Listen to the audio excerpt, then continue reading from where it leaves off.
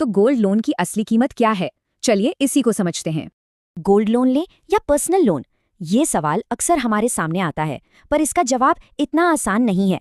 देखिए, करीब 60% लोग गोल्ड लोन सिर्फ इसलिए लेते हैं क्योंकि उन्हें लगता है कि ये सबसे सस्ता ऑप्शन है। लेकिन एक ब्रांच मैनेजर की माने तो विज्ञापनों में पूरी कहानी नहीं बताई जाती।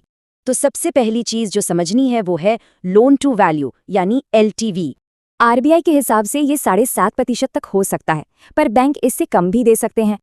अब आते हैं सबसे जरूरी बात पर, ब्याज आखिर कैलकुलेट कैसे होता है। यहाँ सिंपल इंटरेस्ट और मंथली कंपाउंडिंग का खेल समझना बहुत जरूरी है।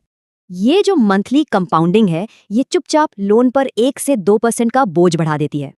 पर रुकिए, कहानी सिर्फ ब्याज की नहीं है, कुछ छिपे हुए चार्जेस भी तो होते हैं, जैसे कि प्रोसेसिंग फीस और गोल्ड वैल्यूएशन चार्जेस। इन पर ध्यान देना जरूरी है।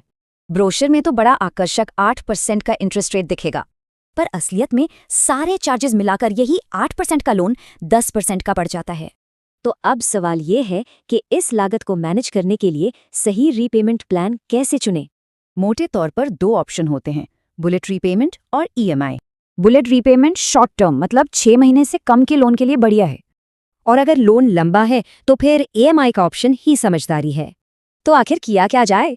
बस अपने बैंकर से एक सीधा सवाल पूछना है, इफेक्टिव इंटरेस्ट रेट क्या है? यही वो नंबर है जो लोन की पूरी सच्चाई बताता है। और ऐसी ही बैंकिंग से जुड़ी काम की बातों के लिए लोन की बात को सब्सक्राइब करें।